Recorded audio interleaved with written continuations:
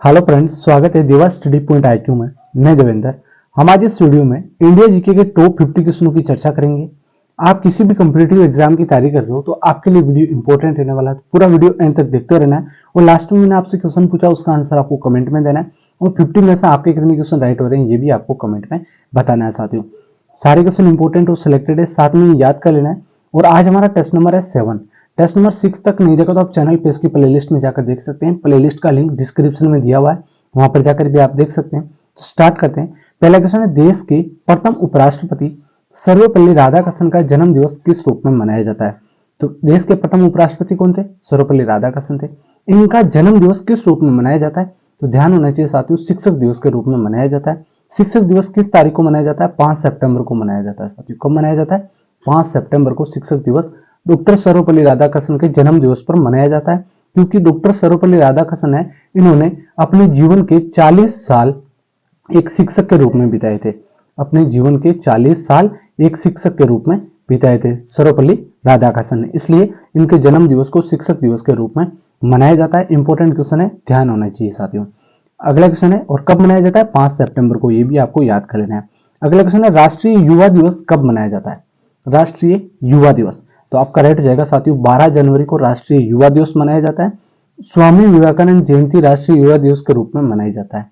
ठीक है, स्वामी विवेकानंद जयंती के दिन युवा दिवस मनाया जाता है। ठीक है, ये भी आपको ध्यान होना चाहिए, किसके जयंती पर मनाया जाता है? स्वामी विवेकानंद जयंती पर राष्ट्रीय युवा दिवस मनाया जाता है 12 जनवरी को। ठीक है, अगला क्वेश्चन है, बाल दिवस किस महापुरुष की जयंती के रूप में मनाया जाता है? बाल दिवस है, ये किस महापुरुष की जयंती के रूप में मनाया जाता है? तो राइट हो जाएगा साथियों, पंडित जवाहरलाल नेहरू की पंडित जवाहरलाल नेहरू की जयंती के रूप में मनाया जाता है बाल दिवस।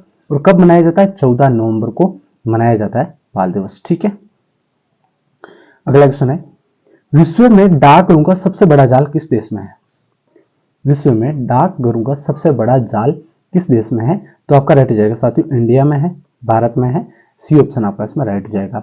भारत में डाक सूचकांक प्रणाली की शुरुआत किस वर्ष हुई थी? डाक सूचकांक प्रणाली की शुरुआत किस वर्ष हुई? तो आपका राइट हो जाएगा इसमें, डाक सूचकांक प्रणाली की 1972 में शुरुआत हुई थी। ठीक है, महात्मा गांधी ने सत्याग्रह क्रियाविधि सबसे पहले कहां प्रस्तुत की? महात्मा गांधी ने सत्याग्रह क्रियाविधि सबसे पहले कहां प्रस्तुत की? तो आपका राइट हो जाएगा, चंपारण बिहार में महात्मा गांधी ने सत्याग्रह क्रियाविधि सबसे पहले प्रस्तुत की थी। तो आपका इसमें डी ऑप्शन राइट हो जाएगा।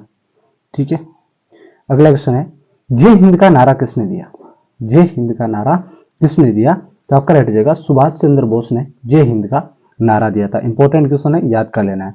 अगला क्वेश्चन है, किसने कहा था तुम मुझे खून दो मैं तुम्हें आजादी दूंगा? ये किसने कहा कि तुम मुझे खून दो मैं तुम्हें आजादी दूंगा? तो ये कहा था सुभाष चंद्र बोस ने। किसने कहा था? सुभाष चंद्र बोस ने कहा था। इसमें आपका डी ऑप्शन राइट हो जाएगा। अगला क्वेश्चन है, गांधी इरविन समझौता किससे संबंधित है? गांधी इरविन समझौता किससे संबंधित है? राइट हो जाएगा, सविनय अवज्ञा आंदोलन से संबंधित है गांधी इरविन समझौता। तो गांधी इरविन समझौता हुआ कब था? तो ये आपको ध्यान होना चाहिए, 5 मार्च 1931 को लंदन के द्वितीय गोलमेज सम्मेलन से पहले महात्मा गांधी और तत्कालिक वायसराय थे लॉर्ड इरविन, इनके बीच में एक राजनीतिक समझौता हुआ था जिसे गांधी इरविन समझौता कहते हैं। साथियों, किन किन के मध्य हुआ था? लॉर्ड इरविन और महात्मा गांधी के मध्य गांधी इरविन समझौता हुआ था 5 मार्च 1931 को। ठीक है, अब देख, सविनय अवज्ञा आंदोलन से संबंधित है गांधी इरविन समझौता। तो सविनय अवज्ञा आंदोलन कब शुरू हुआ था? यहाँ पर आप देख सकते हैं, सविनय अवज्ञा आंदोलन 12 मार्च 1930 को शुरू हुआ था। ठीक है, सविनय अवज्ञा आंदोलन महात्मा गांधी द्वारा शुरू किया गया था।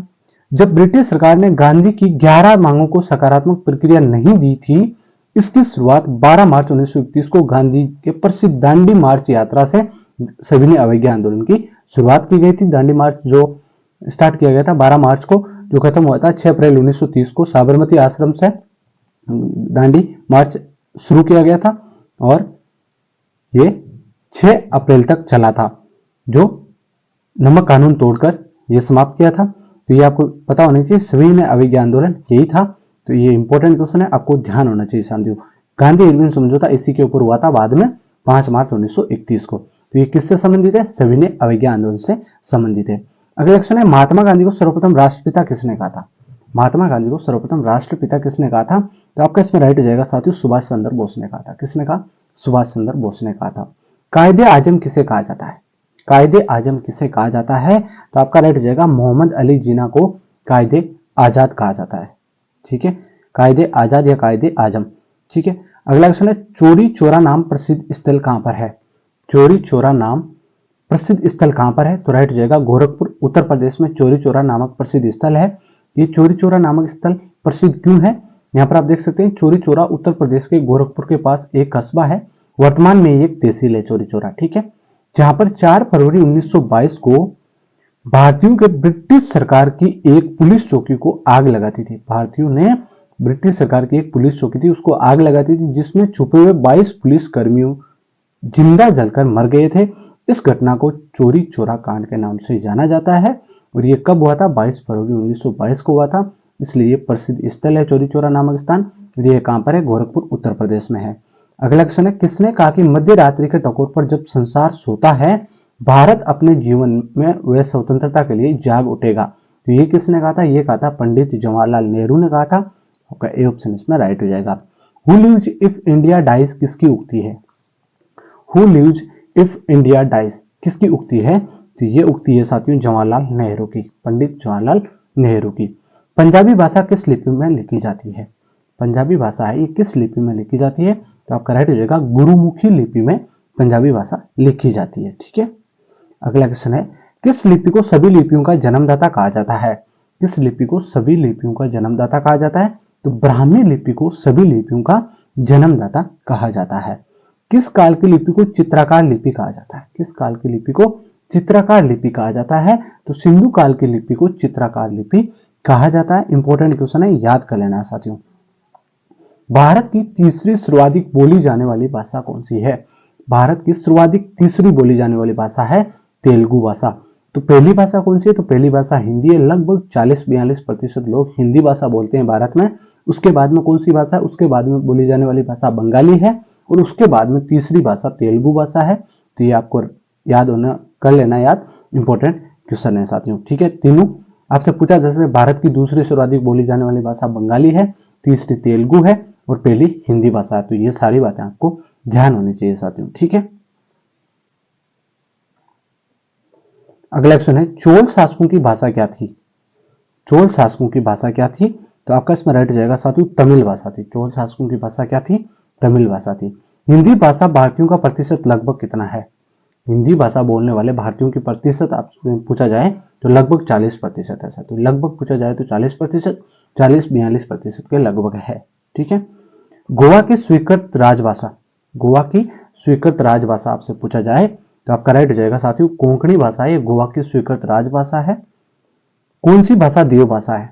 कौन सी भाषा है जो देव भाषा है? तो वो है संस्कृत भाषा। कौन सी भाषा है? संस्कृत भाषा है।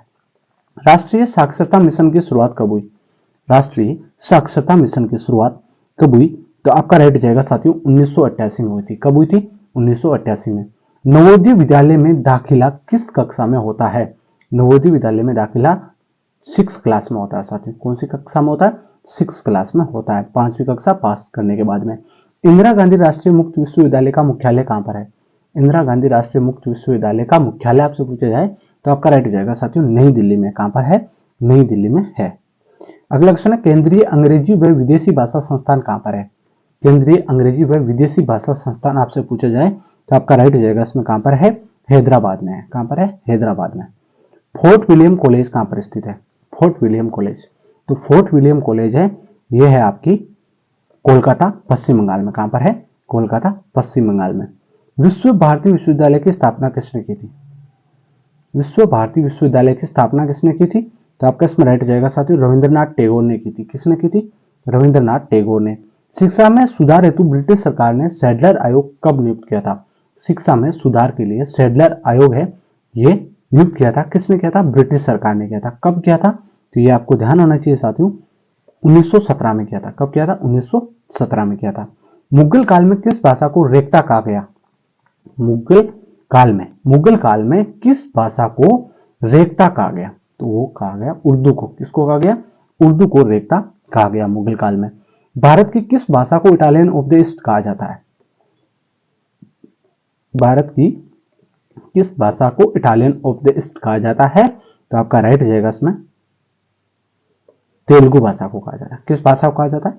तेलुगु भाषा को। देश के एकमात्र किस राज्य की राजभाषा अंग्रेजी है? देश का एकमात्र राज्य है जिसकी राजभाषा अंग्रेजी है तो वो है नागालैंड राज्य। नागालैंड राज्य की राजभाषा अंग्रेजी है। इंपॉर्टेंट क्वेश्चन है, याद कर लेना है। अगला है, अमीर खुसरो ने किसके विकास में अग्रणी भूमिका निभाई? अमीर खुसरो ने किसके विकास में अग्रणी भूमिका निभाई? तो आपका राइट हो जाएगा इसमें खड़ी बोली में।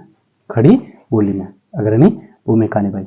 निम्नलिखित में से किस भक्ति संत ने अपने संदेश के प्रचार के लिए सबसे पहले हिंदी का प्रयोग किया था? कौन से भक्ति संत थे जिन्होंने अपने संदेश के प्रचार के लिए सबसे पहले हिंदी का प्रयोग किया था? वो थे रामानंद। कौन थे? रामानंद थे साथियों। ठीक है, अगला क्वेश्चन है, भारतीय सुरक्षा विभाग का मुख्यालय कहां स्थित है?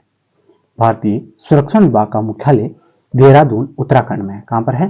देहरादून उत्तराखंड में है साथियों, उत्तराखंड में। अगला क्वेश्चन आपका, राजस्थान स्थित जावर की खान किस खनिज के लिए प्रसिद्ध है?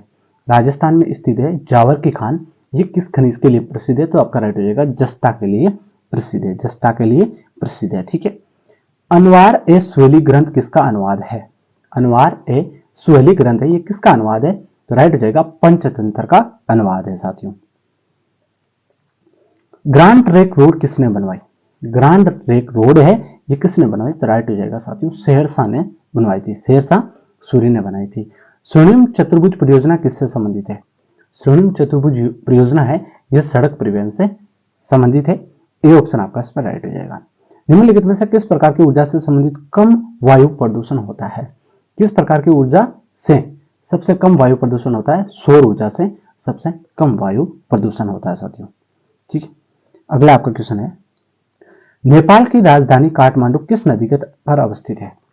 नेपाल की राजधानी काठमांडू है, ये किस नदी के तट पर अवस्थित है? तो आपका राइट हो जाएगा बागमती नदी के तट पर अवस्थित है काठमांडू। तो आपका इसमें राइट हो जाएगा सी ऑप्शन। अगला है, अमीर खुसरो का नाम किस वाद्य यंत्र के आविष्कार से संबंधित है? अमीर खुसरो का नाम है, ये किस वाद्य यंत्र के आविष्कार से संबंधित है? तो राइट हो जाएगा सितार वाद्य यंत्र के आविष्कार से संबंधित है अमीर खुसरो का नाम। पश्चिम बंगाल में फरसों पर चित्रकारी का कौन सा रूप प्रसिद्ध है? पश्चिम बंगाल राज्य में फरसों पर चित्रकारी की जाती है, उसका कौन सा रूप प्रसिद्ध है? तो राइट हो जाएगा साथियों अल्पना रूप। अल्पना रूप प्रसिद्ध है। ठीक है, चित्रकारी का डी ऑप्शन आपका इसमें राइट हो जाएगा। अगला प्रसिद्ध मीनाकारी थेवा कला का संबंध है। प्रसिद्ध मीनाकारी थेवा कला का संबंध किससे है? तो राइट हो जाएगा साथियों प्रतापगढ़ से है। प्रतापगढ़ एक राजस्थान का जिला है। किस राज्य का है? राजस्थान राज्य का जिला है। तो ये भी आपको ध्यान होना चाहिए। प्रसिद्ध मीनाकारी थेवा कला से संबंधित है। छपेली लोक नृत्य संबंधित है। छपेली लोक नृत्य संबंधित है तो ये है आपका हिमाचल प्रदेश से। किससे संबंधित है? हिमाचल प्रदेश से। निम्नलिखित नृत्यों में से गुजरात से संबंधित रखने वाला नृत्य कौन सा है? गुजरात से संबंधित रखने वाला नृत्य कौन सा है? तो आपका राइट हो जाएगा डांडिया नृत्य है, ये गुजरात से संबंधित रखता है। सूर्य किरण भारत के किस देश के बीच में एक संयुक्त सैन्य अभ्यास है? सूर्य किरण भारत और किस देश के बीच में एक संयुक्त सैन्य अभ्यास है? तो आपका राइट हो जाएगा श्रीलंका और भारत का सैन्य अभ्यास है सूर्य किरण। ठीक है, सॉरी नेपाल का है। सूर्य किरण नेपाल का है, यहाँ पर थोड़ा कंफ्यूजन हो गया। सूर्य किरण ये भारत और नेपाल के बीच का संयुक्त सैन्य अभ्यास है। तो आपका इसमें डी ऑप्शन राइट हो जाएगा साथियों। ठीक है, नालंदा विश्वविद्यालय का संस्थापक था। नालंदा विश्वविद्यालय का संस्थापक कौन थे? तो राइट हो जाएगा कुमारगुप्त। कौन थे? कुमारगुप्त थे। उज्जैन का प्राचीन काल में क्या नाम था? उज्जैन का प्राचीन काल में क्या नाम था? तो आपका राइट हो जाएगा साथियों अवंतिका था। क्या नाम था? अवंतिका था। भारत पर हुणों का आक्रमण किसके शासनकाल में हुआ था? भारत पर आक्रमण हुआ था हुणों का, वो किसके शासनकाल में हुआ था? तो आपका राइट जाएगा इसमें स्कंदगुप्त के शासनकाल में हुणों का आक्रमण हुआ था। साथियों 50 क्वेश्चन थे, आपके कितने क्वेश्चन राइट हो रहे हैं आपको कमेंट में बताना है और इस क्वेश्चन का आंसर आपको कमेंट में देना है। सांची का स्तूप किस शासक ने बनवाया था? ठीक है, इसका आंसर आपको कमेंट में दे देना है। वीडियो कैसा लगा लाइक शेयर सब्सक्राइब करें। धन्यवाद। जय हिंद।